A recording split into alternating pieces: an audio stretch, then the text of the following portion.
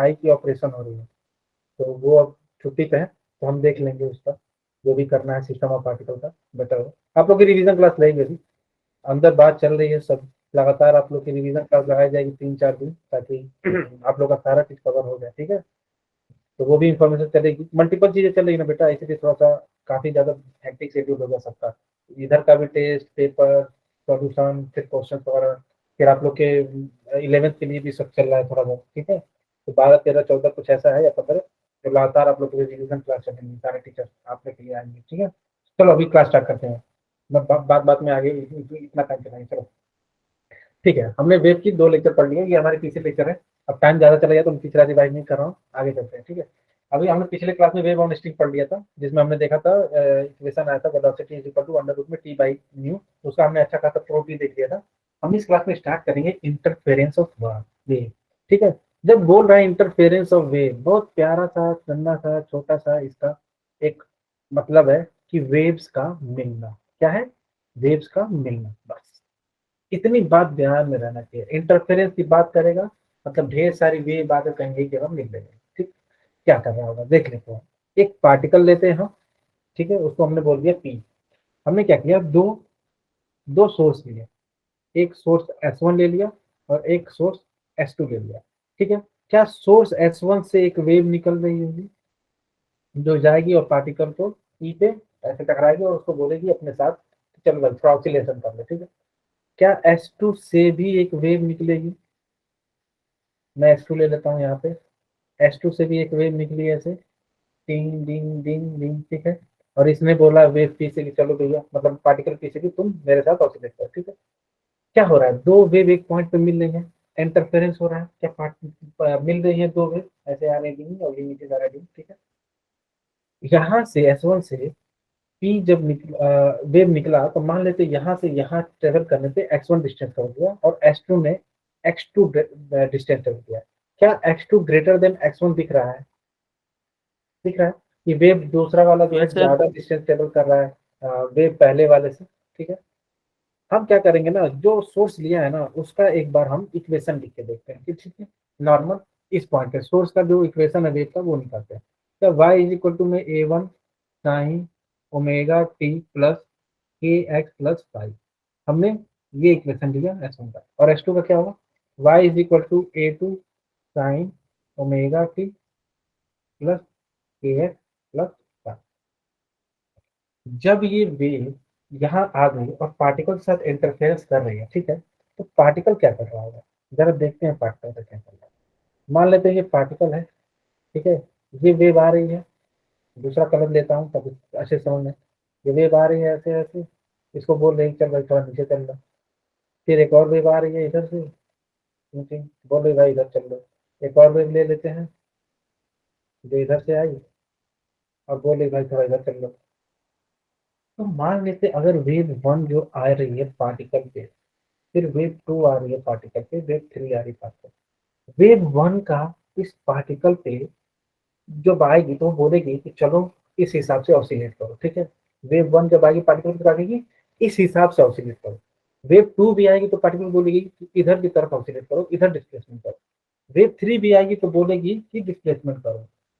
हाँ महिमा, सर मैं ये पूछ रही थी, मैंने तो इसको ऐसे पढ़ा है कि दूसरी वेव जो होगी उसमें माइनस के डेल्टा एक्स जो होगा वो फाई होगा, ना कि फाई ऐड होगा।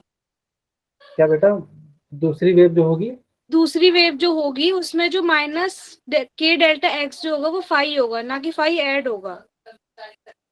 -5 होगा, यहाँ -5 होगा। हाँ सर वो मैं वही कह रही थी, आपने प्लस का रखा है ना। ये फाई क्या है, इनिशियल फेज है,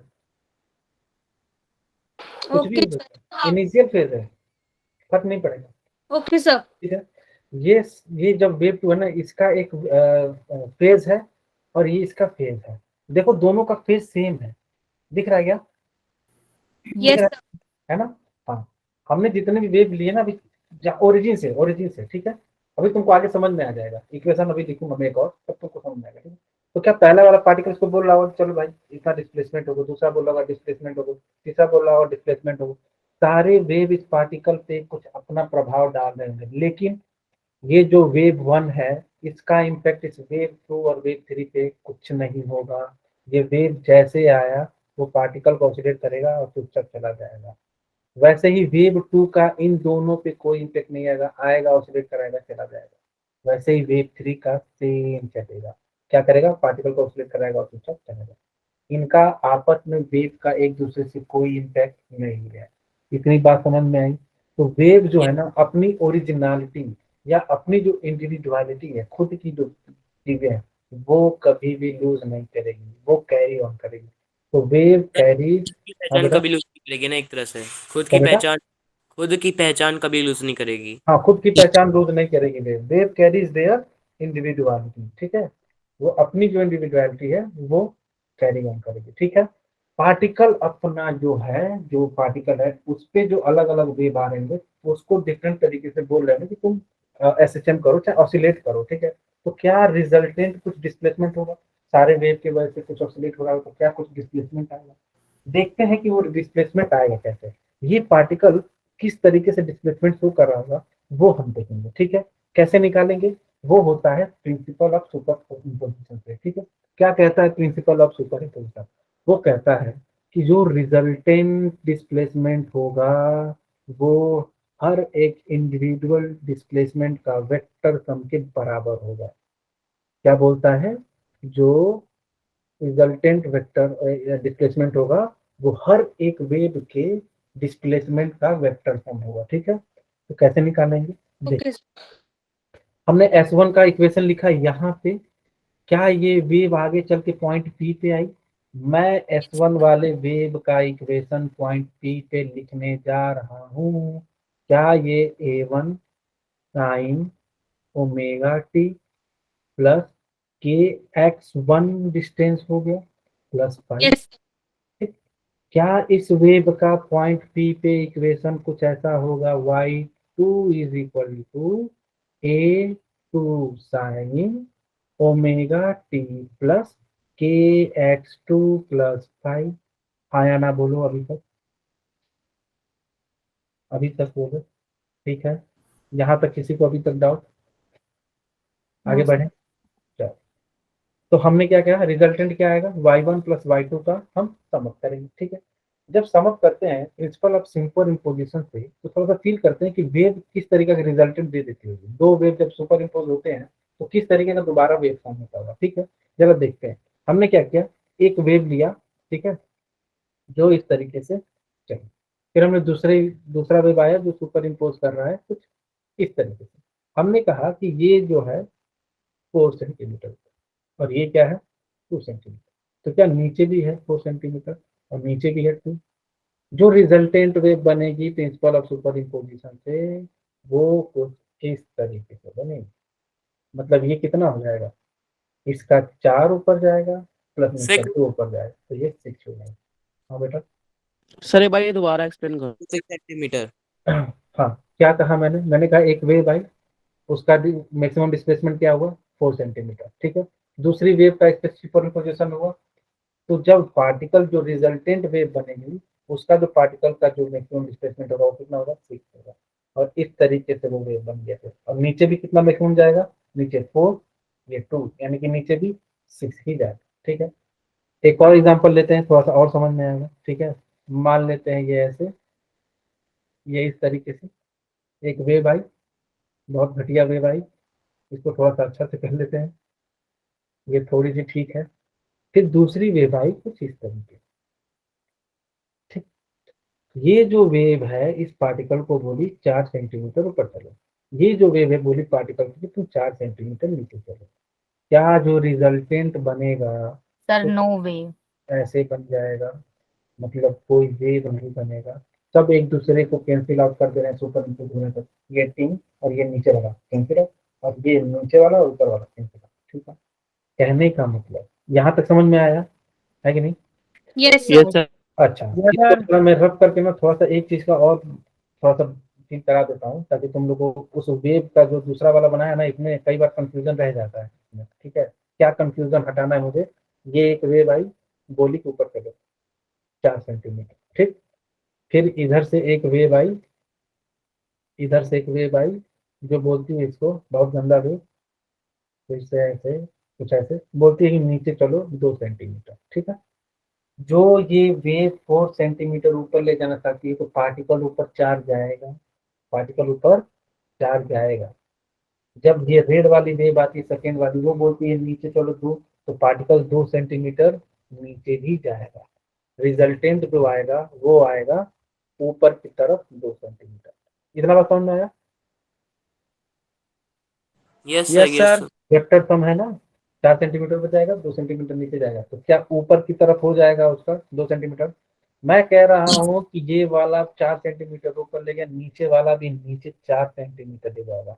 पार्टिकल जब यहाँ पे मैं शो कर रहा हूँ कि जीरो नो वेव बन रहा है, तो वेव तो नहीं बन रहा है, लेकिन पार्टिकल जो है वो दोनों मोशन शो करेगा। पहले वाले का 4 सेंटीमीटर ऊपर जाने को बोलेगा तो वो जाएगा, दूसरा वाला बोलेगा 4 सेंटीमीटर जाओ तो नीचे भी जाएगा, पर रिजल्टेंट डिस्प्लेसमेंट क्या आएगा? जीरो।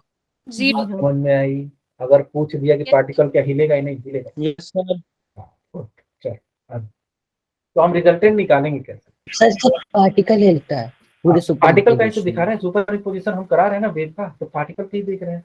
इंटरफेरेंस ऑफ वेव है, वेव मिल रहा है एक जगह पे, तो जहां मिल रहा है ना हम उस पार्टिकल को देख रहे हैं क्या कर रहा है, ठीक है। और हम उस पार्टिकल का रिजल्टेंट निकालना चाहते हैं। तो क्या हमने y1 और y2 निकाला क्या पॉइंट P पे? देखो तो y1 इज इक्वल टू क्या है और y2 इज तो इक्वल सर टू क्या है? पार्टिकल की लॉन्गिट्यूडनल वेव की तरह अपनी लाइन पर ही मूव करेगा। हाँ, ऑसिलेट करेगा, रिजल्टेंट हिसाब से मूव करेगा वो। अभी समझ में आएगा, अभी देखो तुम आगे चलो, अभी आएगा। क्या रिजल्टेंट ऑसिलेशन मैंने बोला y1 प्लस y2 वेक्टर को ऐड कर दो। क्या y1 का इक्वेशन ये है? जरा देखना, जो मैंने वहां लिखा था, क्या यही है वो? और क्या y2 का इक्वेशन ये है? ये x2 प्लस 5। हाँ ना, बोलो, ध्यान से देखो तो जरा, क्या ये फेज और ये फेज डिफरेंट है ना? Yes sir. ये KH2 है, ये KH2 है, ये KH2 है, ये KH1 है, ठीक है, यानी कि फेज डिफरेंस तो है, ठीक है। अच्छा, हमें रिजल्टेंट निकालना है। क्या y1 वाला जो वेव आया वो पार्टिकल को बोला कि चल भाई ऑक्सीलेट करना है, आगे तक ऑक्सीलेट करा रहा है इसको। क्या y2 भी आ रहा है तो ऑक्सीलेट कराएगा, तो रिजल्टेंट जो इक्वेशन आएगी वो कुछ SHM का ही आना चाहिए। तो क्या मैं इसे AR sign omega T plus theta लिख दूं, जिसमें से मुझे अगर AR और थीटा मिल जाए तो मुझे YR पता चल जाएगा। यहाँ तक बात समझ में?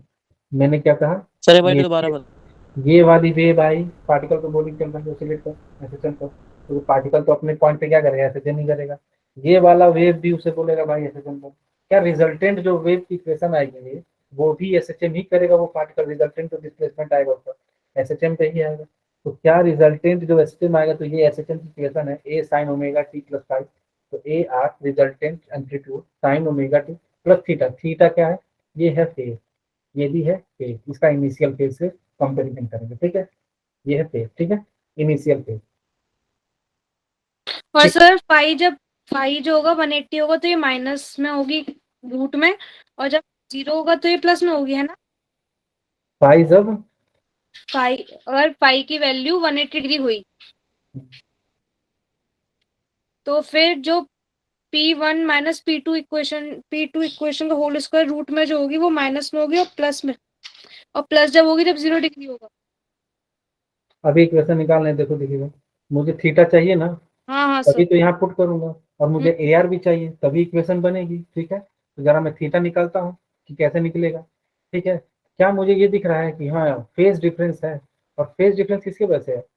क्या KX2 माइनस KX1 की वजह से है कि नहीं? तो क्या ये जो डेल्टा फाई है वो क्या K डेल्टा X है? KX2 माइनस KX1 हो जाएगा, X2 माइनस X1, है कि नहीं? क्या ये फेज डिफरेंस आ रहा है इन दोनों के बीच में, है कि नहीं? जरा हम एक बार वेक्टर के हिसाब से जरा इसको देखते हैं कि क्या आएगा AR और क्या आएगा थीटा। अब हम AR और थीटा निकालने जा रहे हैं, ठीक है। जरा सर देखो, आपने ये कैसे लिख दिया? क्या बेटा ये बात है, लाओ Yes, फिर से sir. दिखाओ, देखो इधर देखो, इधर देखो, तुम पहले इसका फेज देखो, ठीक है, और इसका फेज देखो, ठीक है। क्या दोनों वेव में फेज डिफरेंस आ रहा है? क्या ओमेगा टी इसका माइनस इसका कर दूं, इसको माइनस इसको, तो क्या ओमेगा टी कट जाएगा, फाई भी हट जाएगा। क्या जो डिफरेंस आएगा के एक्स टू माइनस के एक्स वन रह जाएगा। Yes sir. क्या जो फेज डिफरेंस आ रहा है क्या वो K X two minus X one हो जाएगा। तो क्या मैं delta five is equal to K delta X लिख दूं। अभी ठीक है। Yes, sir. चलो मैंने क्या किया, मैं कह रहा हूँ कि जो मान लेता हूँ y1 है, ठीक है, वो कुछ इस डायरेक्शन में जा रहा था और एम्पलीट्यूड कितना है a1 है। क्या पहले वाले इक्वेशन में और दूसरे वाले वेव इक्वेशन में फेज डिफरेंस है, तो क्या a2 कुछ फेज डिफरेंस से दूर जा रहा होगा a1 से। मान लेता हूँ ये a2 जा रहा है और ये जो डिस्टेंस है वो फाइव है लगभग, ठीक है। इस समय हम फाइव और डेल्टा फाइव लगभग वही मान रहे हैं। मैं इसको डेल्टा फाइव भी लिख देता हूँ, यही डिफरेंस है, ठीक है। मैं बस फाइव लिख रहा हूँ, थोड़ा अच्छा लगेगा, ठीक है। वो सेम ही है, ठीक है, ठीक है। a1 से क्या फाइव फेज अलग होगा, a2 डिफरेंस तो है, ठीक है। अच्छा, क्या हमारे पास रिजल्टेंट आएगा, क्या हमें रिजल्टेंट भी चाहिए। मान लेते हैं वेक्टर सम में कुछ रिजल्टेंट ऐसे ही आएगा, थोड़ा सा गंदा बना दिया, थोड़ा सा बना दिया। ये मान लेते हैं क्या है हमारे पास रिजल्टेंट एम्पलीट्यूड ए आर, ठीक है, ठीक है। हमें क्या निकालना है। अच्छा, मैंने क्या किया है, ए आर का इनिशियल फेज क्या है थीटा। क्या ये ए आर जो होगा a1 से थीटा ऊपर होगा, है कि नहीं। ए आर का इनिशियल फेज थीटा है, क्या ए आर थीटा ऊपर होगा a1 से। Yes sir. ठीक है। अब मैं वेक्टर को सही से सॉल्व करने जा रहा हूँ, देखना क्या मैं पैरेललोग्राम बना दूँ, ये a1 ऊपर जाएगा तो क्या कुछ ऐसा पैरेललोग्राम बनेगा और ये a2 इधर आ जाएगा तो क्या ये ऐसे बनेगा। ठीक है, मैं इस a1 को थोड़ा सा एक्सटेंड कर रहा हूँ, यहाँ से एक्सटेंड किया और यहाँ से परपेंडिकुलर दिया, ठीक है। ये 90 डिग्री होगा। जरा ध्यान से देखना है एक बार फिर से, क्या चीज देखना है। a1 का ऊपर पैरेलल दिया तो ये a1 है और ये a2 का पैरेलल दिया a2 है। क्या a1 और a2 में एंगल फाई है, ये a1 का एक्सटेंशन और ये a2 है, तो क्या ये एंगल फाई होगा। एंगल 5 हो जाएगा सर।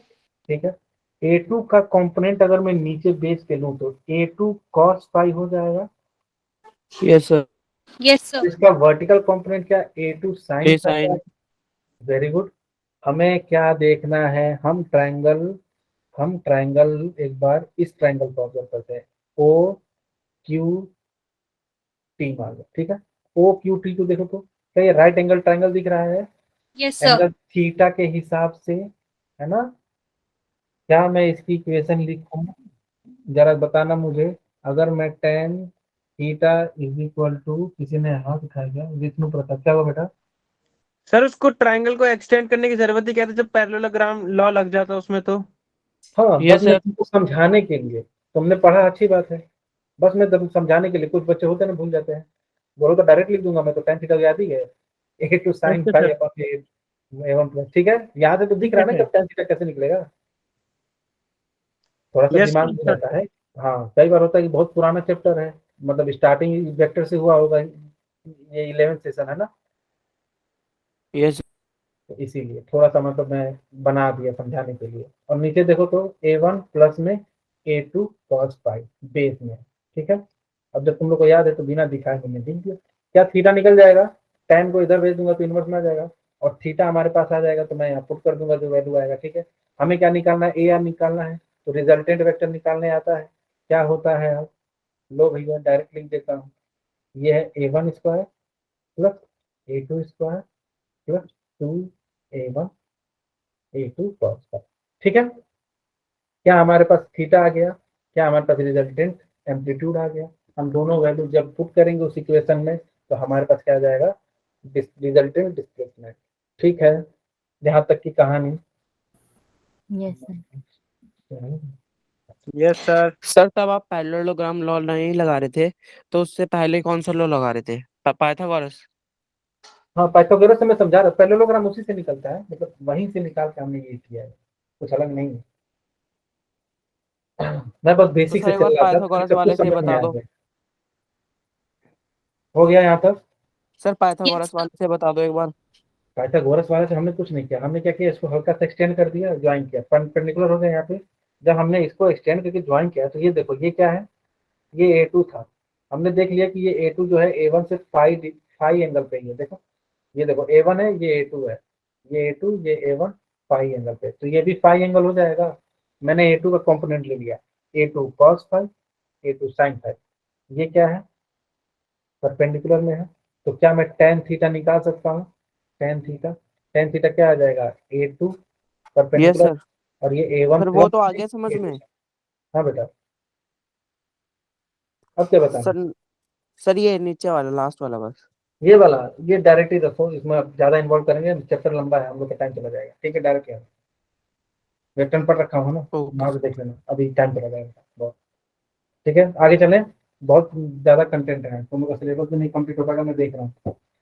चलो आज आप देखते हैं, इंटेंसिटी के बारे में देखते हैं। ठीक है, इंटेंसिटी क्या होता है, energy per unit area per unit time. ठीक है, क्या मतलब, अगर मान ले कि कोई एनर्जी ऐसे ट्रेवल कर रही है, ये मान लेते हैं रेडिएशन ऐसे टी टी टी आगे की तरफ ट्रेवल कर रही है ऐसे, अगर मैं मान लो आगे एक ऐसे जार रखा है जो 1 मीटर स्क्वायर का है, मान लेते हैं ये 1 मीटर स्क्वायर एरिया है, ये 1 मीटर स्क्वायर एरिया में से जितनी भी एनर्जी 1 सेकेंड में निकल रही है उसी को बोलते हैं इंटेंसिटी। ठीक है, मान लो कि मैंने एक ऐसा बॉक्स ले लिया जिसका 1 मीटर स्क्वायर ये एरिया है। ठीक है, अब ये एनर्जी आई, जो ही ये 1 सेकेंड में इतना पास हुआ ना, मैंने 4 में बंद कर दिया। ये जो एनर्जी मेरे पास है per unit area per unit time, वही है इंटेंसिटी। ठीक है, क्या हमें ये पता है जो इंटेंसिटी होती है एनर्जी अपॉन में टाइम पावर होता है, तो T/A हो जाएगा। इंटेंसिटी का जो इक्वेशन आता है ना बीम में, वो आता है I is equal to 2 pi square F square V rho into A square. ठीक है, क्या क्या है इसमें जरा देखना, ये क्या है, फ्रीक्वेंसी है। ठीक है, ये क्या है, ये है स्पीड, ये क्या है, डेंसिटी। कोई बताएगा ये क्या है, area, area sir area amplitude है, सर एम्पलीट्यूड है। एम्पलीट्यूड है, ये एरिया अलग का है, ये वेव में आता है, ये इक्वेशन, ये याद रखना, डायरेक्ट क्वेश्चन आता है, इम्पोर्टेंट है। इंटेंसिटी की फीलिंग ना, ये लेक्चर जब क्लोज कर रहा हूँ ना तब तक आ जाएगी, क्लोज होने से पहले ही आ जाएगी इंटेंसिटी की सर फीलिंग। इसका डेरिवेशन भी आता है क्या? डेरिवेशन नहीं पूछता है, डेरिवेशन का फीलिंग होता है, लेकिन क्या है ना, उसके अंदर हम नहीं जाएंगे। ठीक है, डेरिवेशन पर में आओगे तो वहाँ पे भी इंटरफेरेंस सुपरपोजिशन सबसे सामने होगा, तो वहाँ पे डेरिवेशन को देखेंगे, यहाँ पे हम डेरिवेशन को अभी नहीं देखेंगे। ठीक है, सर क्वेश्चंस आते होंगे। क्वेश्चन आते हैं, बिल्कुल आते हैं। ठीक है, चलो जरा देखते हैं इस इंटरफेरेंस को ना, हम जरा फील करेंगे। ठीक है, इसको थोड़ा सा फील करके फिर हम आगे निकलेंगे। ठीक है, तो उसको देखने के लिए पहले हम समझते हैं कि सर एक एनर्जी बार पीछे वाली स्क्रीन दिखाना। पीछे वाली, यस सर। ओके ओके,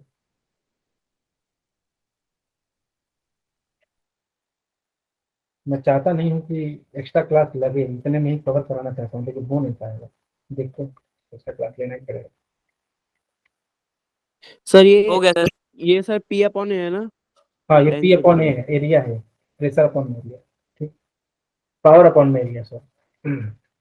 हाँ, यहाँ पे आ जाओ, एसएचएम और वेव में हम क्या देखेंगे, हम जरा एनर्जी के बारे में देखेंगे। ठीक है, कि कैसा वेरी करता है। ठीक है, क्यों, क्योंकि इंटेंसिटी क्या है, इंटेंसिटी जो है डायरेक्टली प्रोपोर्शनेट है एनर्जी के, इसलिए हम देखेंगे एनर्जी का थोड़ा सा वेरिएशन। ठीक है, इंटेंसिटी का फीलिंग में कह रहा हूँ फिर से, जब आगे की लेक्चर बढ़ेगा तो आपको अच्छे से फील आया कि वाकई में ये इंटेंसिटी है। ठीक है, अभी नहीं आ रहा होगा, ठीक है, कोई बात नहीं, ध्यान से देखो। क्या एसएचएम में हमने एनर्जी का वेरिएशन पर रखा है, ये किसकी वेरिएशन है, ऐसा कुछ ग्राफ देखा था हमने, किसके लिए यस था, सर। किसके लिए था ये, और ऐसा भी काइनेटिक एक ग्राफ एनर्जी देखा था, काइनेटिक एनर्जी पोटेंशियल ये एनर्जी। काइनेटिक है और ये पोटेंशियल। एनर्जी। मीन पे मैक्स होता है काइनेटिक, और क्या एसएचएम में ऐसा ग्राफ दे रखा था, हमने देखा था जो काइनेटिक एनर्जी है जब वो मैक्सिमम होता है तो क्या पोटेंशियल एनर्जी मिनिमम हो जाता है, और क्या जब काइनेटिक एनर्जी मिनिमम हो जाता है तो क्या पोटेंशियल एनर्जी मैक्स हो जाता है, हाँ या ना, यस यस सर। सर। ये देखा था। तो क्या टोटल एनर्जी हमेशा कंजर्व रह रहा था या कांस्टेंट रह रहा था, यस सर। पर वेव में ऐसा नहीं है, वेव में एनर्जी वेरी करता है, वेरिएबल एनर्जी। ये क्या सीन है सर, देखो मैं 2 लाइन लिखता हूँ और देखो कैसा लगता है तुमको, अंदर से बेचैनी तो नहीं हो रही है? देखो तो ये लाइन पढ़ के, जब काइनेटिक एनर्जी मैक्स होगा तो पोटेंशियल एनर्जी भी मैक्स, पोटेंशियल भी मैक्स होगा।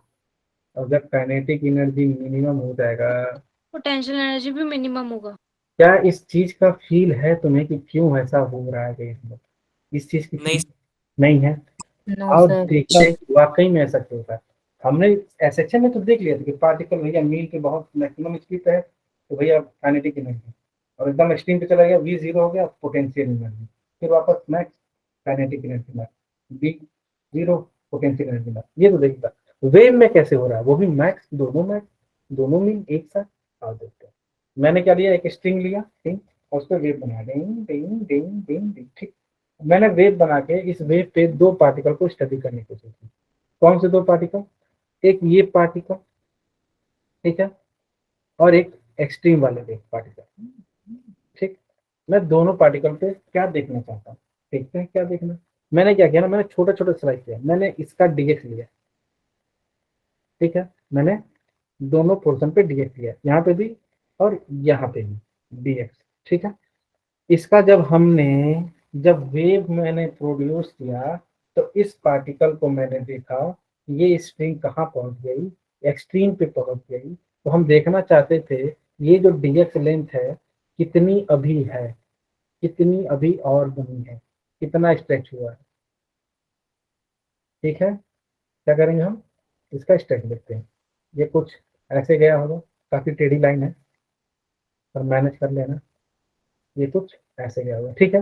क्या यही स्ट्रेच हुआ होगा, ऐसे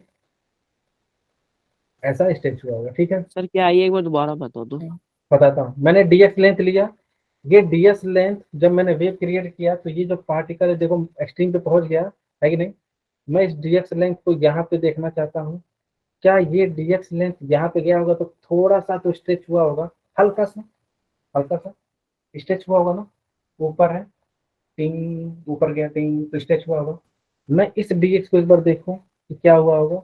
मैंने इस डीएक्स को देखा, मैंने देखा जब ये पार्टिकल मीन पे था तो मैंने इसका स्ट्रेच देखा, तो इसको जब मैंने स्ट्रेच करके ऐसे देखा, मैंने देखा भाई ये तो, क्या ये जो स्ट्रेच हुआ ये हुआ, क्या मैं इसको डीएल लेंथ मान लूं? क्या मीन वाले पोजीशन पे जो पार्टिकल है वो ज्यादा स्ट्रेच हुआ है एज कम्पेयर टू एक्सट्रीम वाला? Yes sir. हाँ या ना, है कि नहीं?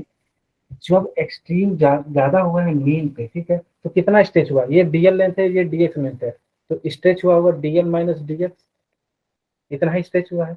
और ये जो स्ट्रेच हुआ है यानी कि किसी ने वर्क किया है इसको स्ट्रेच करने के लिए, और जब भी वर्क डन होता है अपॉन में तो क्या पोटेंशियल एनर्जी स्टोर होती है उसमें, तो क्या सबसे ज्यादा स्ट्रेच इसी पॉइंट पे हो रहा है जहाँ पे वो मीन पोजीशन पे है? हाँ या ना? Yes sir. Yes sir. तो क्या सबसे ज्यादा स्ट्रेच हो रहा है तो सबसे ज्यादा वर्क डन हो रहा है, तो सबसे ज्यादा पोटेंशियल एनर्जी वहां पे होगी। सर ये पोटेंशियल मैक्सिमम होगी फर्स्ट स्ट्रिंग में। हाँ यहाँ पे ये वाले में, फर्स्ट नहीं, मैं इस पोर्शन पे बात कर रहा हूँ, ये पार्टिकल पे जो वेव में, तो वेव में देखेंगे ना, ऐसे तो लाइन में खड़ी तो उसमें क्या काइनेटिक क्या पोटेंशियल, वेव बनेगी वेव में देखेंगे ना, है ना। तो इस वाले पे, ठीक है, हम देखते हैं इस एक्सट्रीम वाले पे, तो क्या एक्सट्रीम पे है, अब देखो तुम ये वाला पार्टिकल भी यहाँ पे जो स्ट्रेच होगा वो भी इससे ज्यादा होगा, यहाँ पे इससे ज्यादा ही होगा, यहीं पे सबसे कम होगा, ठीक है। बाकी सब भी देखो थोड़ा थोड़ा ज्यादा स्ट्रेच हो रहा है, ठीक है। तो क्या यहाँ पे सबसे मिनिमम स्ट्रेच है कि नहीं? तो क्या वहां पे सबसे कम पोटेंशियल होगा, मिनिमम होगा। अब काइनेटिक एनर्जी देखो, क्या मिनिमम मीन पे है ये पार्टिकल, और ये पार्टिकल क्या कर रहा होता है, एसएचएम कर रहा होता है। तो पार्टिकल मीन पे होता है और जब एसएचएम कर रहा होता है तो उसकी वेलोसिटी क्या होती है, मैक्सिमम होती है, तो काइनेटिक एनर्जी मैक्स हो जाएगा। हाँ या ना? और पार्टिकल जब एक्सट्रीम पे होता है तो क्या काइनेटिक एनर्जी मिनिमम होती है, तो पार्टिकल जब एक्सट्रीम पे है तो क्या है, मिनिमम है। तो दिख रहा है मीन पर दोनों मैक्स, एक्सट्रीम पर दोनों mean, maximum minimum maximum minimum maximum, ऐसे ही नहीं क्या वेरिएबल दिखा, एनर्जी, और पता चला क्यों काइनेटिक एनर्जी मैक्स और पोटेंशियल एनर्जी दोनों मैक्स है एक जगह मीन पर, और कैसे मिनिमम है दोनों एक जगह पे, अभी फील आया? Yes sir. ठीक है, अच्छा क्या दोनों मैक्सिमम है, दोनों मिनिमम है, क्या दोनों सेम फेज में ही चल रहे हैं क्या? है ना, दोनों सेम फेज में है, दोनों बोथ आर इन फेज। और ये एक मैक्स एक मिन है, यानी कि ये दोनों आउट ऑफ फेज है, कुछ इनके अंदर फेज डिफरेंस है, इसमें नहीं है। बेड में फेज डिफरेंस नहीं है, काइनेटिक एनर्जी मैक्स में और पोटेंशियल एनर्जी मैक्स में। ठीक है, यहाँ तक समझ में आ गया? Yes yes sir. सर। हाँ यार, ठीक है ना, आगे बढ़ते हैं। चलो आगे बढ़ते हैं। हमने क्या देखा था?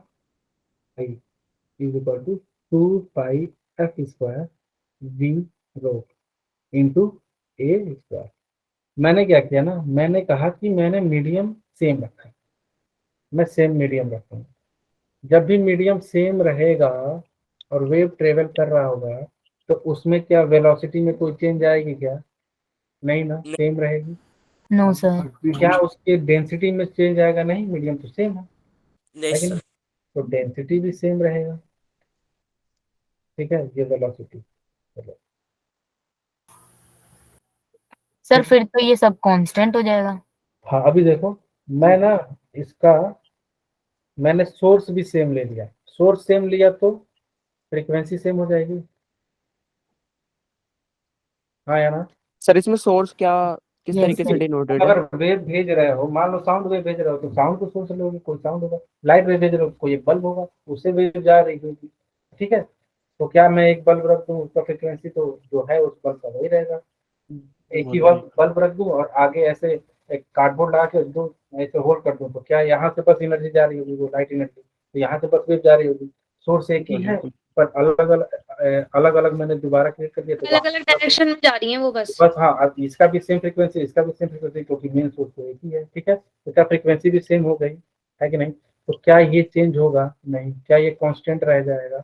तो इंटेंसिटी किस यस पे सर। डिपेंड कर रही है? पूरा पूरा सिर्फ एम्पलीट्यूड पे। तो क्या मैं इक्वेशन ऐसे लिख दूं, आई इज इक्वल टू के ए स्क्वायर। के क्या है यहाँ पे?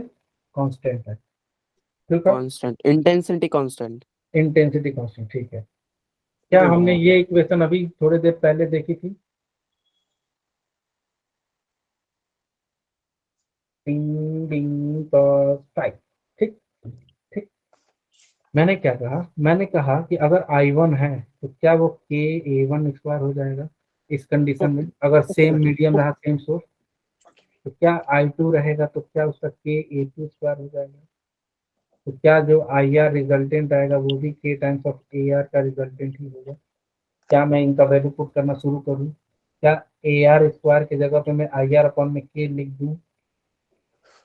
ठीक है, मैंने A1 की जगह पे A1² की जगह पे I1 अपॉन में k लिख दिया। ठीक है, अब डायरेक्ट मैं लिख रहा हूँ, आप लोग देखते जाओ। I2 अपॉन में k1 हो जाएगा प्लस 2 A1 है और A2 है, ये स्क्वायर में है तो अब रूट में आ जाएगा ना। अगर मैं स्क्वायर जोन कर चटा हूँ तो ये रूट में आ जाएगा। तो क्या होगा, अंडर रूट में A1 की जगह पे अंडर रूट में I1 अपॉन में k, और A2 की जगह पे I2 अपॉन में k और cos फाइव।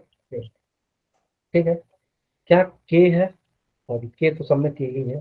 हाँ, क्या यहाँ पे k इंटू के अंडर रूट में k² यानी कि k बाहर आ जाएगा। ठीक है, और क्या तीनों में k है तो ये कट जाएगा कॉमन होके। तो क्या मैं डायरेक्ट लिख दूं? सर एक बार ये नीचे वाली दोबारा बता दो। देखो मैंने क्या कहा, नीचे ये देखो, नीचे क्या अंडर रूट में k² हो जाएगा अपॉन में, तो मैं k बाहर निकाल दूंगा तो k हो जाएगा, तो रूट से स्क्वायर कट जाएगा। तो यहाँ पे भी k हो गया, ये k ये k ये k, सब में से बाहर कॉमन ले लूं तो इससे इसे कट जाएगा ना। ठीक है, और सर ये I1 अपॉन के कैसे आया? I1 अपॉन में k, देखो मैंने क्या किया, A1² में I1 पुट करना था, तो ये I1 अपॉन में k equal to. Okay sir आ गया। ठीक है, तो बाकी सारे भी ऐसे ही पुट किए हैं, IR में यहाँ से, I2 में यहाँ से। ठीक है, तो मेरे पास रिजल्टेंट क्या आ जाएगा, IR is equal to I1 plus I2 plus 2 under root I1 I2 cos five. ठीक है, ये हमारे पास इक्वेशन आ गई रिजल्टेंट इंटेंसिटी के। जरा देखना तो, एम्पलीट्यूड वाला भी, रिजल्टेंट एम्पलीट्यूड भी cos फाइव पे डिपेंड कर रहा था और रिजल्टेंट इंटेंसिटी भी cos फाइव पे डिपेंड कर रहा है। मतलब ठीक है, यही चाहिए था ना कि दो सोर्स है, एक का इंटेंसिटी आई है में, एक I2 है, तो I1 प्लस I2 आना चाहिए। पर I1 I2 के साथ साथ मेरे पास एक और टर्म आ गया 2 अंडर रूट में I2 I1 फिर फिक्स है, पर क्या कॉस फाई वेरी कर सकता है फेज? क्या जब जब ये वेरी करेगा तो इंटेंसिटी रिजल्टेंट वेरी करेगा? तो क्या Yes, इसी sir. पे सिर्फ और तब सिर्फ इसी पे डिपेंड कर रहा है? इसको हम बोलते हैं इंटरफेरेंस का, ठीक है। सिर्फ इसी पे ही रिजल्टेंट इंटेंसिटी डिपेंड कर रहा है, ठीक है। अब जरा Sir, देखते क्या हैं बात है interference of? Interference term term, okay sir. ठीक है। सर वो आपका टी नहीं जेड लग रहा था। स्टाइल है ये भाग रहा राइटिंग राइटिंग इतनी बढ़िया है, मैं क्या करूँ, कुछ भी बन जाता है मैं सर भी। एक बात, सर फिजिक्स वाले जो करते हैं, फिजिक्स को जो पढ़ाते हैं, उनकी राइटिंग अजीब सी होती है। अरे यार बेइज्जती, कल से राइटिंग बढ़िया करने की मेहनत क्यों करता हूँ मैं। चलो आ जाओ इधर। नहीं सर, अच्छी राइटिंग राइटिंग है बहुत और बढ़िया अच्छा और सर बढ़िया आपकी करोगे और जल्दी हो जाएगी। इधर इधर टाइम नहीं है। इंटेंसिटी क्या कॉस फाई पे डिपेंड कर रही है, यानी कि फेज पे डिपेंड कर रही है? क्या intensity is depending on phase difference, है कि नहीं? और क्या ये फेज डिफरेंस पाथ डिफरेंस की वजह से आया था? याद आया? ax2 - x1 is equal to five delta five, yes sir. Yes है ना? सर। अच्छा, यानी कि क्या आ गया था हमारे पास? Delta five is equal to जो था हमारे पास के डेल्टा एक्स था, याद है पिछला वाला जो हमने निकाला था? हाँ सर, यस सर। यस तो सर। क्या मैं इसी डेल्टा फाइव को के की जगह पे 2 पाई/लैम्डा इंटू में डेल्टा के देता, ठीक। ये वाली इक्वेशन हमने पिछली क्लास में भी करी थी, याद है? मैंने बोला था कि मार्क करना ना, ये बहुत इंपॉर्टेंट है। हाँ ना, बोलो। यस सर, वो ओमेगा वाली भी। हाँ, उसमें भी एक तो टाइम के साथ भी था और एक डेल्टा एक्स के साथ भी था, ठीक है। अच्छा ठीक है, ये क्या है हमारे पास? Phase difference. फेज डिफरेंस नहीं, अच्छी राइटिंग में लिखना है फेज डिफरेंस, ठीक है। थोड़ी सी तो अच्छी है, पाथ डिफरेंस है, ठीक है। अब अगर हम इंटेंसिटी को देखें कि क्या चीजें बनती हैं क्या चीजें नहीं बनती हैं, थोड़ा सा और इसकी फील लें ताकि मजा है। यहाँ तक नोट डाउन कर लिया क्या यस सर। यस सभी सर. ने? सभी यस ने सब सही. पूरे से? चलो ठीक है। अब हम देखेंगे कंस्ट्रक्टिव सर एक सेकंड इंटरफेरेंस कर दो बस पीछे. और डिस्ट्रक्टिव इंटरफेरेंस के बारे में, ठीक है। कंस्ट्रक्टिव इंटरफेरेंस का मतलब ये है कि IR जो है, इंटेंसिटी जो है वो मैक्सिमम होना चाहिए, ठीक है। यानी कि एम्पलीट्यूड भी बोल सकते हो मैक्सिमम होना चाहिए, क्योंकि I इज इक्वल टू में के अल्फा के स्क्वायर है, ठीक है। डिस्ट्रक्टिव इंटरफेरेंस का मतलब है कि जो इंटेंसिटी है वो मिनिमम होना चाहिए, क्या रिजल्टेंट एम्पलीट्यूड जो है वो मिनिमम होना चाहिए। क्या IR या रिजल्टेंट एम्पलीट्यूड सिर्फ और सिर्फ cos फाई पे डिपेंड कर रहा है? बाकी सब तो जो रहेगा वो रहेगा ही। यानी कि मैं इसको मैक्स कर दूंगा तो कंस्ट्रक्टिव, इसको मिनिमम कर दूंगा तो तो पिक कर डिस्ट्रक्टिव। दोगे तो डिस्ट्रक्टिव। बिल्कुल ठीक है। अब हम देखेंगे कि कैसे ये फाई पे और कैसे पाथ डिफरेंस। देखो, अगर ये फेज डिफरेंस पे निर्भर कर रहा है इंटेंसिटी, और फेज डिफरेंस या पाथ डिफरेंस पे भी निर्भर कर रहा है। पाथ डिफरेंस आएगा तो फेज डिफरेंस आएगा, फेज डिफरेंस होगा तो इंटेंसिटी वैरी करेगी, ठीक है। तो हम इंटेंसिटी का कंस्ट्रक्टिव और डिस्ट्रक्टिव दोनों चीजें फेज में भी पढ़ेंगे और पाथ डिफरेंस पे भी पढ़ेंगे, ठीक है। चलो कंस्ट्रक्टिव इंटरफेरेंस के बारे में देखते हैं। तो हमें क्या करना है? रिजल्टेंट इंटेंसिटी और रिजल्टेंट एम्पलीट्यूड को क्या कर दूं मैं? मैक्सिमम। मैक्सिमम करने के लिए क्या करूं? कॉस फाई को मैक्सिमम। कॉस फाई मैक्सिमम कितना हो सकता है? तो सर सिर्फ और सिर्फ 1। तो 1 कब होगा? जब पाई 0 हो जाए, फिर दोबारा घूम के 2 पाई पे, फिर एक बार और 2 पाई घूम के आ जाए, फिर 6 पाई पे। क्या ऐसा ही होगा? यानी कि पाई जो है वो 2 पाई एन पे कंस्ट्रक्टिव इंटरफेरेंस देगा। जब पाई 2 एन पाई होगा तो कंस्ट्रक्टिव इंटरफेरेंस देगा। और एन क्या है? 0 1 2 3 7 होल नंबर, है ना। जरा हम इसको पाथ डिफरेंस के हिसाब से भी देखें, क्योंकि पाथ डिफरेंस आएगा तो फेज डिफरेंस तो इंटरफेरेंस का भी पैटर्न बदलेगा, ठीक है। तो हम देखें जरा, क्या मैंने दिखाया अभी? Delta phi is equal to में 2 पाई/लैम्डा अपॉन डेल्टा एक्स, पीछे की इक्वेशन में कितना है फाई? 2 पाई n, ठीक है, is equal to 2 pi lambda delta x. 2 pi से 2 पाई कट गया, क्या ये लेमडा उधर चल जाएगा, तो delta x is equal to N into lambda. तो यानी कि अगर पाथ डिफरेंस भी एन लेमडा हुआ तो कंस्ट्रक्टिव इंटरफेरेंस होगा। एन क्या है? 0 1 2 3। समझ में आ रहा है कह सकते हैं ना एन को, क्या बेटा? नेचुरल नंबर्स हो हाँ। सकता है एन। यहाँ पे 0 नहीं होगा, ठीक। हाँ जब वही देखो मैं नहीं नहीं ठीक है, 0 हो सकता है, कोई दिक्कत नहीं है। अगर 0 हुआ तो पाथ डिफरेंस ही 0 है, यानी कि यहाँ से और ये सोर्स एकदम बीच में, ये भी एक्स ट्रेवल किया, ये भी एक्स ट्रेवल किया। सर तो इंटरफेरेंस 0 होगा। नहीं, मैक्सिमम मैक्सिमम कंस्ट्रक्टिव बनेगा। हाँ ना बोलो, चले सर आगे। Constructive. Constructive interference maximum intensity आएगी, ठीक है। अभी मैं लिखवा रहा हूँ, अभी मैं इन सब चीजों को अच्छे से समझाऊंगा, ठीक है, अभी समझाऊंगा। लेक्चर के एंड तक तुमको समझ में आ जाएगा, परेशान मत हो। डिस्ट्रक्टिव इंटरफेरेंस देखें, डिस्ट्रक्टिव में क्या करना था, क्या इंटेंसिटी जो है और एम्पलीट्यूड जो है वो मिनिमम आएगा डिस्ट्रक्टिव में, है कि नहीं? मिनिमम आनी चाहिए। मिनिमम किस पे आएगा? cos फाई को ही मिनिमम कर सकते हैं। cos फाई मिनिमम कितना हो सकता है? क्या -1 हो सकता है? इससे ज्यादा मिनिमम तो हम cos फाई कर नहीं सकते हैं। और कब कब मिनिमम होगा? जब जब पाई पाई हो जाए, फिर से 3 पाई हो जाए, फिर से 5 पाई हो जाए, या 7 पाई हो जाए। क्या मैं लिख दूं ऐसे, जनरल टर्म दे दूं इसको, 2n+1 इंटू पाई, ठीक है। यहाँ पे भी n क्या होगा? 0 1 2 3 4, ठीक है, ठीक है। 0 पुट किया तो पाई, 1 पुट किया 2+1 3 पाई, 2 पुट किया 5+5 पाई, ठीक है। क्या मैं फिर से इसका पाथ डिफरेंस के हिसाब से भी देख लूँ कब डिस्ट्रक्टिव बनेगा? ठीक है, एक बार देखते हैं। क्या phi is equal to 2 pi by lambda into delta x, कितना है? 2n+1 into pi is equal to 2 pi by lambda delta x. Pi से पाई कट जाएगा, लेमडा ऊपर, तो delta x is equal to 2n+1 वैसे ही रहेगा, lambda ऊपर जाएगा और 2 नीचे आ जाएगा, ठीक है।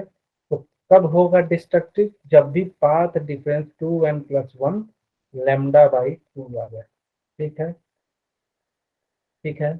जरा मैं सर ये वैल्यू पाई ऑड और इवन लेने का कारण क्या है? डिस्ट्रक्टिव में ऑड लिया आपने और उसमें इवन लिया था।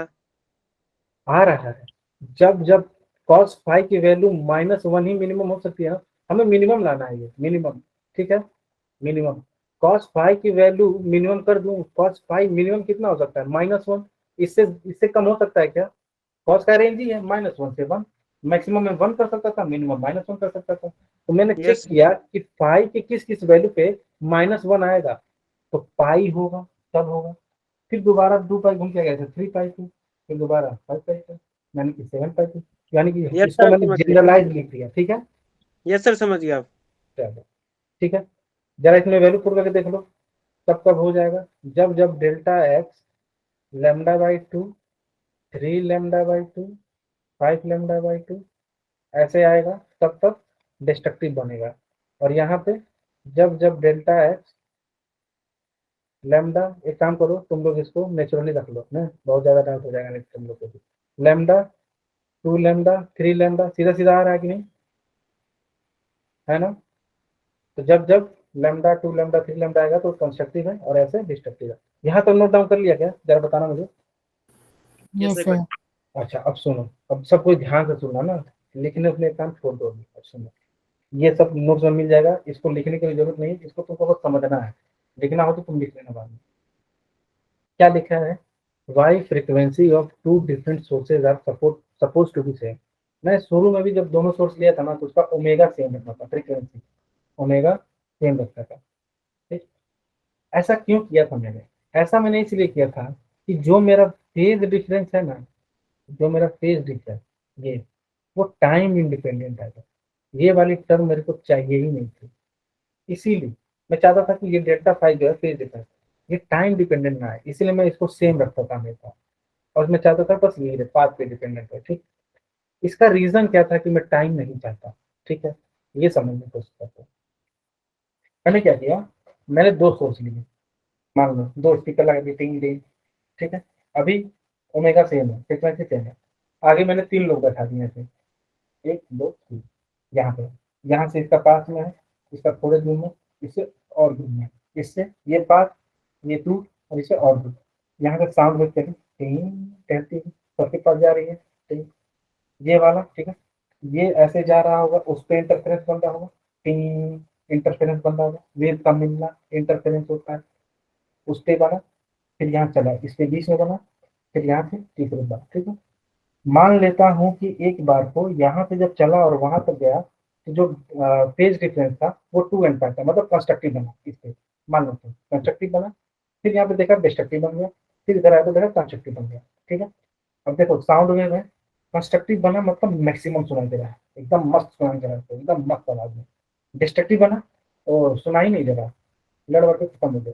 ठीक है, फिर तीसरे पे मैक्सिमम सुनाई दे रहा। ठीक, एक बार लाइट लेके देखो, लाइट लेके देखो, लाइट है यहाँ पे, सेम सोर्स है, ओमेगा सेम है, यानी कि जल रहा है, पूरा पूरा ब्राइट है। यहाँ पे डिस्ट्रॉय हो गया, डिस्ट्रक्टिव है, ब्लैक है, पूरा डार्क है। फिर यहाँ पे कंस्ट्रक्टिव हो गया, यानी पूरा पूरा ब्राइट है। दिख रहा है, मैंने सोर्स बदल दिया, ओमेगा बदल दिया, दोनों का वहां पे कंस्ट्रक्टिव था, लेकिन समय के साथ साथ भी बदल रहा है। मतलब अभी लाइट ज्यादा, फिर थोड़ी देर बाद कम, और कम, ज्यादा ज्यादा कम, ज्यादा कम, ज्यादा कम, फ्लक्चुएशन दिख रहा है मुझे। अब मुझे पता ही नहीं चल रहा है कि वहाँ पे कब मैक्सिमम है, कब मिनिमम है, कब कंस्ट्रक्टिव है, कब डिस्ट्रक्टिव है। सेम दूसरे पे कभी minimum maximum, minimum maximum, minimum maximum, कभी और कम और कम और ज्यादा। जब मैंने सोर्स को अलग किया ना तो टाइम आ गया, तो टाइम के साथ भी वो वेरी करने लगा था, तो मुझे फिक्स पैटर्न मिला ही नहीं। जो मुझे इंटरफेरेंस का कंस्ट्रक्टिव डिस्ट्रक्टिव कंस्ट्रक्टिव एकदम फिक्स पैटर्न मिल रहा था, वो मुझे ओमेगा आते ही मिल ही नहीं रहा। इसीलिए मैंने हमेशा ओमेगा को सही रखा कि टाइम के साथ वेरिएशन नहीं चाहिए। समझ में आया?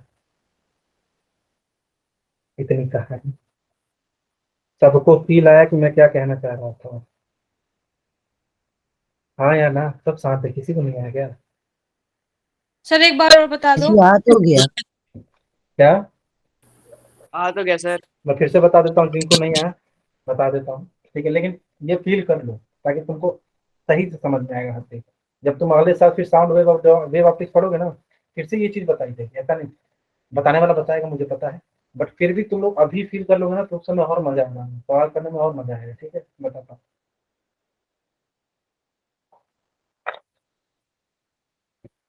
मैंने सोर्स सेम रखा, ठीक है, 3 लोग, मान लिया कंस्ट्रक्टिव बना, डिस्ट्रक्टिव बन गया, कंस्ट्रक्टिव बन गया। लाइट है, जब कंस्ट्रक्टिव बनेगा तो दोनों मिलकर एक जगह ब्राइट कर देंगे। ठीक, खूब चमक रहा है। जब डिस्ट्रक्टिव बन रहा होगा तो एक दूसरे कैंसिल कर दिए और डार्क बन गया। जब फिर इधर आया तो कंस्ट्रक्टिव बना तो फिर ब्राइट हो गया, पूरा लाइट आ रहा है।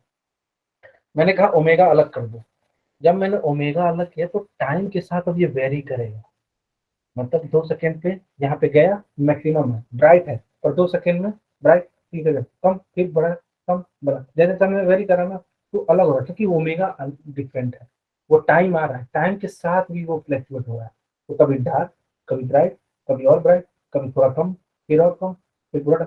ये ऐसे वेरिएशन शो करने लगा। इसके वजह से हम डिफ्रेंशिएट ही नहीं कर पाए कि जो फिक्स पैटर्न चाहिए था डिस्ट्रक्टिव और कंस्ट्रक्टिव वाला। ठीक है, इसीलिए हमने ओमेगा को हमेशा सेम रखा कि टाइम के साथ हमें वो पैटर्न वाला कंफ्यूजन ना हो, हमें अच्छा पैटर्न मिल जाए, constructive destructive constructive destructive constructive. ठीक है, इसलिए हमने ओमेगा को हमेशा सेम रखा, सेम सोर्स रखा। ठीक है, यस सर, ठीक है सर। मैंने तो जितना ट्राई कर सकता करा सकता था, किसी को ना समझ में आया हो तो बोलो फिर भी। आ गया सर। चलो, आ गया सर। नहीं सर, आगे समझ में। चलो बहुत बढ़िया जी।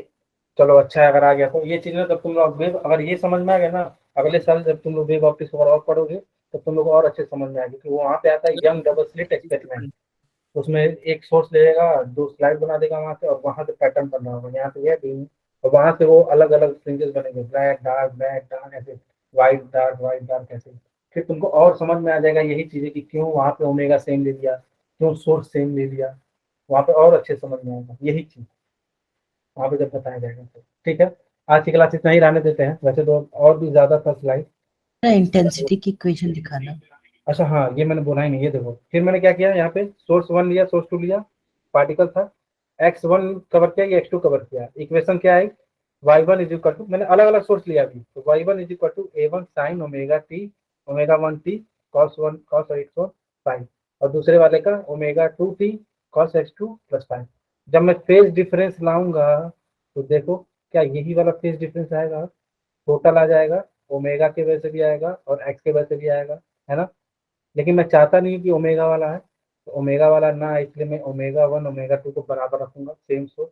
और जब भी ओमेगा सेम होता है तो वैसे सोर्स को हम कोहेरेंट सोर्स बोलते हैं। क्या बोलते हैं? कोहेरेंट सोर्स बोलते हैं। सर अगला साल थोड़ी महंगी साल ना रहा है, अगले साल भी आएगा, ये वेव ऑप्टिक्स आएगा, साउंड वेव सर आएगा। इसी साल मतलब अभी तो 12th में जाएंगे। अरे हाँ सॉरी मतलब ठीक है हाँ। सर और एक उसमें तो लाइट की बात है ना शायद। हाँ, वेव ऑप्टिक्स में लाइट के बारे में पढ़ाया जाएगा, उसमें मजा आएगा, चिंता मत करो, उसमें और मजा आएगा। यहाँ तक नोट डाउन कर लिया सभी ने? यस यस सर, कर दिया। कर सर लिया? Yes, sir. इंटेंसिटी की इक्वेशन यस दिखा सर। दो। आज मैं इसको इतना ही रहने देता हूँ, ठीक है। सर अभी टाइम में क्वेश्चन करा दो ना इसके ऊपर। मेरा बेटा देखो, मैंने ना थ्योरी ज्यादा ली थी क्योंकि आप लोगों का कवर कराना बहुत जरूरी है। देखो मैंने अभी थ्योरी ही ली है, देखो थ्योरी, ये भी सर आप थ्योरी। एक्स्ट्रा क्लास के बारे में कुछ बता रहे थे। हाँ वो देखता हूँ मैं, तुम लोग का सिलेबस थोड़ा पीछे चल रहा है ना, तो मेरे को कवर कराना है, तो देखते हैं कैसे कवर होगा, ठीक है।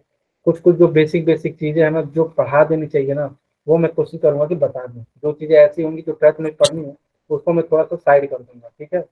अब जो नहीं जरूरत होगा तो उसको तो बताऊंगा ही नहीं, ठीक है। ये सर पेपर के पॉइंट ऑफ व्यू से इम्पोर्टेंट पढ़ा देना बस। चलो ठीक है, एग्जाम पॉइंट ऑफ व्यू से पढ़ा दूंगा अगली बार, कोई दिक्कत नहीं है। पर क्या है ना, जेई को क्रैक करने के लिए ना फील होना ज़्यादा जरूरी है। पढ़ाने को तो पढ़ा दूंगा, तुमसे क्वेश्चन बन जाए, बस क्वेश्चन बन जाए बोर्ड के लिए, वो एम नहीं है हमारा। मैंने तुम्हारे लिए छोटा एम नहीं रखा है, ठीक है। और मैंने आप तुमसे बोलूँगा तुम एम छोटा रखो, अचानक कोई एग्जाम आ गया है तो, ठीक है। 11th है, ठीक है, अच्छी बात है।